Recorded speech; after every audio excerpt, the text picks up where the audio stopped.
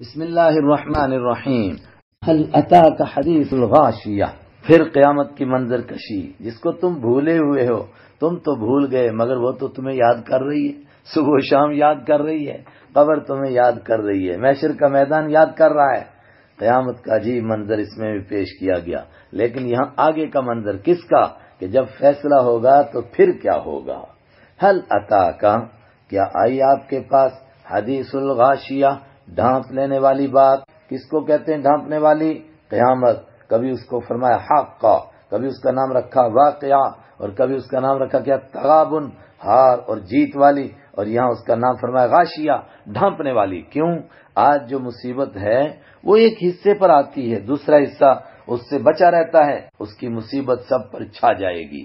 جب وہ چھا جائے گی پھر کیا ہوگا؟ وجوہ، کچھ چہرے، یومئذ، اس دن، خاشعۃ، جھکے ہوئے ہوں گے، شرم کے مارے اٹھیں گے نہیں. یہ کون سے چہرے ہیں؟ عاملۃ، عمل کرنے والے، ناصبۃ، عمل کر کر کے تھک جانے والے، مگر تصلا، داخل ہوں گے وہ نارا حامیۃ، بھڑکتی ہوئی آگ میں، دہکتی ہوئی آگ میں. عمل کرنے والے، عمل کر کر کے تھک جانے والے پھر دہکتی ہوئی آگ میں کیوں داخل ہوں گے؟ اللہ اکبر. مفسرین نے یہاں بہت قصے لکھے، صحابہ کرام کی تفسیریں نقل کی کہ وہ لوگ جو دین سے ہٹ کر کے عمل کرتے تھے، تپسیا کرتے تھے اپنے مالک کو پانے کے لیے، اپنے طور پر محنتوں میں لگے ہوئے تھے. کوئی بیچارہ غاروں میں بیٹھا ہوا اور کوئی ایک ہی ٹانگ کے اوپر پانی میں کھڑا ہوا، بلکہ کچھ تو برف کے مورچہ بنا کر اس میں بیٹھتے ہیں، اور کچھ دلدل میں اپنے آپ کو بٹھاتے ہیں کہ سانپ اور بچھو اور جوکیں ہم کو کاٹیں. بس ہم دنیا کی لذت سے بالکل غافل ہو جانا چاہتے ہیں اپنے مالک کو پانے کے لیے. لیکن یہ وہ راستے اپنائے جو ان کو ان کے مالک نے نہیں بتائے تھے.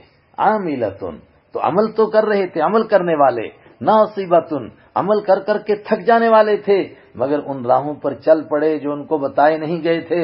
تو نتیجہ کیا نکلا؟ تصلا نارا حامیہ، بھڑکتی ہوئی آگ میں داخل ہوئے. مفسرین نے یہاں حضرت عمر رضی اللہ تعالیٰ عنہ کا ایک واقعہ نقل کیا ہے، اس سے انشاءاللہ ہماری تفسیر اور مضبوط ہوگی. وہ کیسے؟ لکھا ہے کہ جب وہ سیریا شام تشریف لے گئے تو ایک گرجا کے باہر سے گزر رہے تھے، تو اس کی طرف تھوڑی دیر دیکھتے رہے اور اس کے بعد آنکھوں میں آنسو آ گئے. ساتھیوں نے پوچھا کس بات پر آپ کو آنسو آئے؟ فرمایا اس کو دیکھ کر کے، اس نے دیکھو یہ پادری کس قدر تپسیا کر رہا ہے، کر کر کے بیچارہ سوکھ گیا ہے، ہڈیاں اس کی سوکھ رہی ہیں. تو اس کو دیکھ کر قرآن کی آیت یاد آ گئی. قرآن کی آیت کیا ہے؟ عاملۃ ناصبہ، عمل کرنے والے، عمل کر کر کے تھک جانے والے مگر بھڑکتی ہوئی آگ میں جانے والے. اپنے طور پر تپسیا کر رہا ہے، کبھی اس پر غور کر کہ کون سا طریقہ ہے جو اللہ کے ہاں پسند ہے. اگر بائبل کے مطابق کر رہا تھا تو اس میں یہ بھی تو تھا کہ آخری پیغمبر کو مانے بغیر کوئی جنت میں نہیں جائے گا. جب وہ آ جائیں گے تسقا، پلایا جائے گا ان کو، من عین آنیۃ، ابلنے والے چشمے میں سے. لیس لہم، نہیں ہوگا ان کے لیے، طعام، کوئی کھانا، الا من ضریع، مگر ضریع گھاس کا کھانا ہوگا. ضریع گھاس کیا تھا؟ عرب میں کوئی کانٹے دار جھاڑی ہوتی تھی، کانٹے دار گھاس تھا. اس کے لیے مشہور تھا کہ جانور اگر غلطی سے اس کو کھا لے تو کھاتے ہی وہ پٹک کر زمین پر گرتا ہے اور مر جاتا ہے. اس قدر زہریلا گھاس، وہ گھاس تجھے ملے گا کھانے کو. لا یسمن، کھانے کے دو مقصد ہوتے ہیں، یا تو انسان کی صحت بنے یا صحت نہ بنے، کم سے کم بھوک ہی مرے. لا یسمن، وہ موٹا نہیں کرے گا، ولا یغنی، اور بچائے گا نہیں وہ، من جوع، بھوک سے، دونوں فائدہ نہیں دے گا. وجوہ، اس کے مقابلے میں کچھ چہرے، یومئذ، اس دن، ناعمۃ، تر و تازہ ہوں گے، نعمتوں والے ہوں گے، لسعیہا، اپنی کوشش پر، راضیۃ، راضی ہوں گے، خوش ہوں گے. مطلب انہوں نے بھی عمل کیا، عمل کر کر کے تھک گئے مگر جہنم میں گئے. اس کے مقابلے میں کچھ چہرے ہیں جنہوں نے کوششیں کی، آج وہ اپنی کوششوں پر خوش ہیں کہ ہماری کوششوں کے بہترین نتیجے نکل رہے ہیں. کیا نتیجے ہیں؟ فی جنت عالیہ، وہ اونچے مرتبے کے باغ میں ہوں گے. لا تسمع فیہا، نہیں سنیں گے وہ، فیہا، اس میں، لاغیۃ، کوئی لغو بات، کوئی غیر ضروری بات، کوئی لغو بات، بے فائدہ بات نہیں سنیں گے.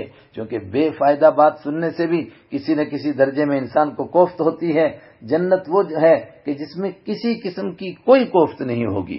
فیہا عین جاریہ، اس میں ایک چشمہ ہے، جاریتن جو مسلسل جاری رہنے والا. فیہا سرر، اس میں وہ پلنگ ہیں، مرفوعتن اونچے کیے ہوئے پلنگ. واکواب، اور اس میں گلاس ہیں، موضوعتن رکھے ہوئے. ونمارق، اور اس میں نمارق ہیں. نمارق کس کو کہتے ہیں؟ بڑا تکیہ جس کے ساتھ ٹیک لگا کر آدمی بیٹھتا ہے.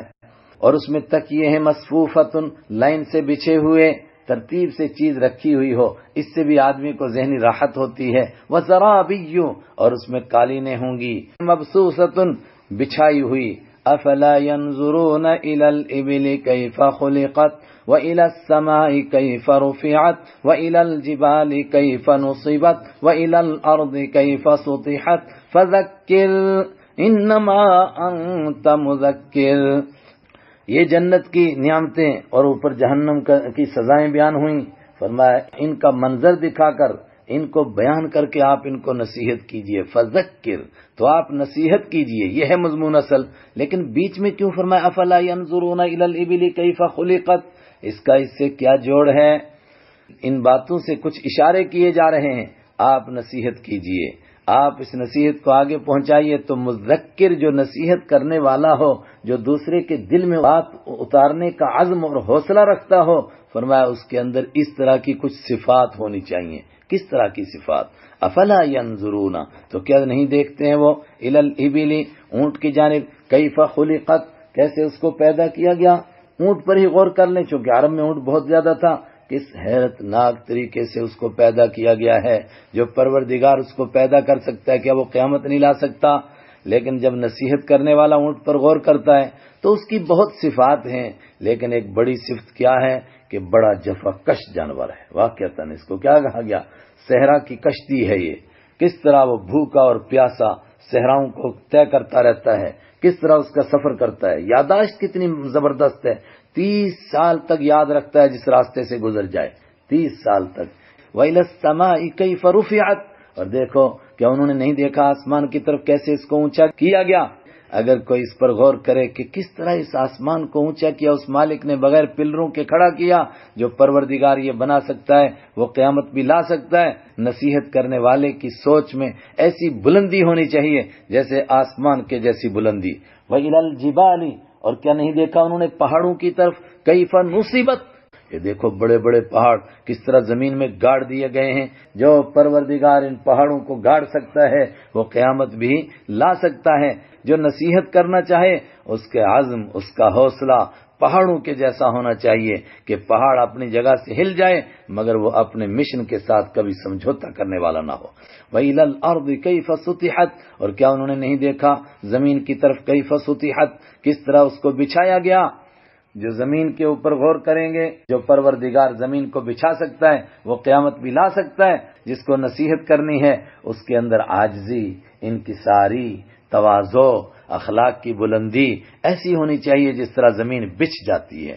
لست علیہم بمسیطر، مگر یہ سب کچھ کر کے مذکر، اس کے اندر سب سے بڑی صفت یہ کہ وہ کبھی یہ خیال بھی اپنے پاس نہ آنے دے کہ وہ کسی کو ہدایت دے سکتا ہے اور وہ زبردستی کسی کو منوا سکتا ہے. چونکہ اللہ اپنے حبیب سے فرما رہے ہیں لست، آپ نہیں علیہم ان پر بمسیطر، زبردستی کرنے والے. دین کون قبول کرے گا؟ الا من تولا، مگر جو منہ موڑے گا وکفر، اور کفر کرے گا اللہ اس سے نمٹے گا. آپ نہیں کسی کو، دین اس کو نصیب ہوگا جس کو اللہ چاہے گا. اللہ کس کو چاہے گا؟ جو خود دین کی طرف آنا چاہے گا. اور جو نہیں آنا چاہے گا الا من تولا، مگر جس نے منہ موڑا وکفر، اور جس نے کفر کیا، فیعذبہ اللہ، تو اللہ عذاب دے گا اس کو، العذاب الاکبر، بڑا عذاب. اللہ اکبر، بڑا عذاب. کیسا عذاب ہے بس اللہ ہی جانتا ہے. کب ہوگا عذاب؟ فرمایا کرنے دو ان کو، جتنی مستیاں مارتے ہیں، جو تدبیریں کرتے ہیں، سازشیں کرتے ہیں، کتنے دن کریں گے. ان الینا ایابہم، بے شک الینا ہماری جانب، ایابہم ان کا پلٹ کر آنا ہے. ثم پھر، ان بے شک، علینا ہمارے ذمے، حسابہم ان کا حساب لینا ہے، ہم حساب لیں گے. ہم ان سے خود نمٹیں گے. آپ کا کام نصیحت کرنا ہے.